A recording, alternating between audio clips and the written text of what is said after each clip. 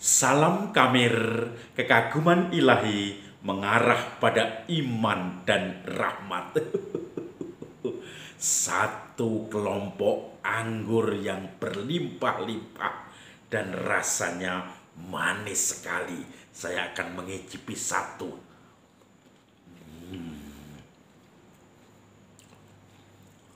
Saudara-saudari yang terkasih, anggur yang berasal dari pohon yang bagus, pokok anggur yang bagus, maka buahnya akan nikmat sekali, manis besar-besar dan membuat orang bersemangat. Saudara-saudari yang terkasih, Injil hari ini berbicara tentang Yesus yang memberikan wejangan dalam malam perjamuan terakhir. Akulah pokok anggur. Akulah pokok anggur yang benar. Dan Bapakku adalah pengusahanya. Barang siapa tinggal di dalam aku, dia akan selamat. Sama seperti ranting-ranting. Dan kamu adalah ranting-rantingnya. Sama seperti ranting-ranting yang tidak bisa hidup dari pokok kalau dia lepas dari pokok. Demikian juga kamu ranting-rantingnya.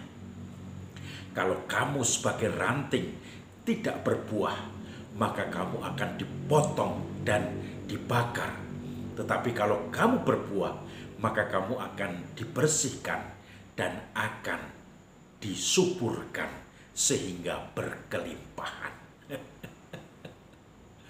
Saudara-saudari yang terkasih, Yesus juga meneruskan, kamu adalah ranting-ranting dan aku adalah pokok anggur.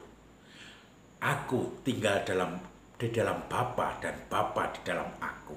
Jikalau aku tinggal di dalam kamu dan kamu, firmanku tinggal di dalam kamu, maka mintalah apa saja, Bapa akan mengabulkannya. Sama seperti ranting yang tidak bisa tinggal di dalam pokok anggur, demikian juga kamu tidak akan bisa hidup kalau tidak tinggal di dalam diriku. Saudara-saudari yang terkasih,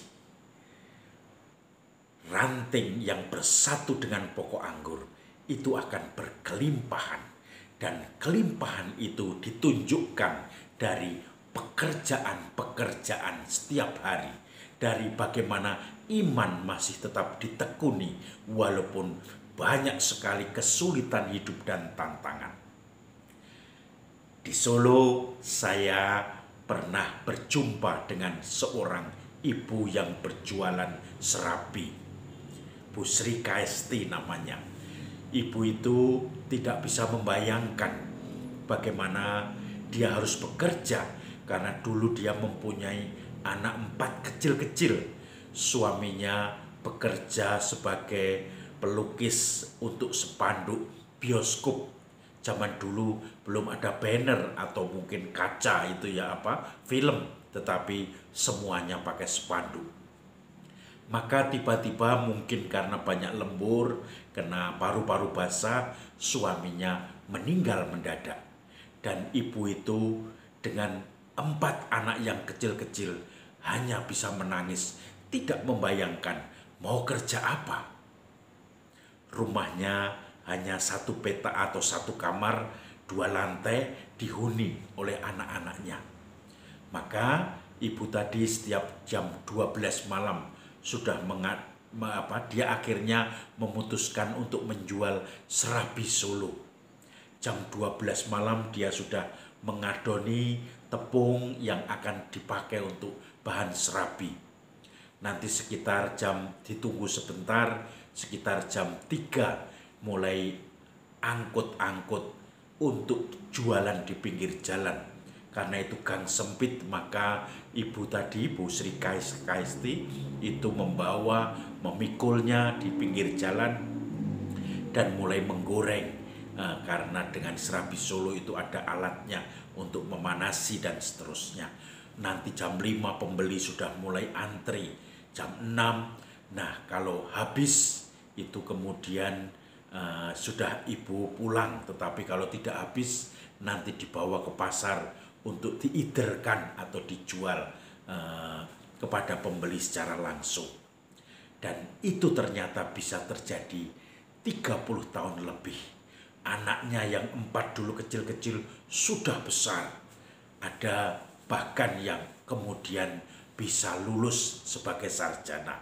Kemudian yang lain ada yang memang membuka usaha sendiri, tetapi paling tidak ibu itu merasakan bagaimana Tuhan menyertai dia. Yang menarik bagi saya, ketika saya wawancarai, ibu itu menangis dan menunjukkan kitab suci yang sering dia baca. Dan kitab sucinya tidak seperti kitab suci saya yang bersih karena jarang dibuka, tetapi kitab sucinya penuh dengan stabilo, dengan ballpoint. Beliau menyatakan teks favoritnya, bahwa cobaan-cobaan itu tidak akan, yang diberikan Tuhan tidak akan melebihi dari kekuatanmu. Kamu akan diberikan kelimpahan.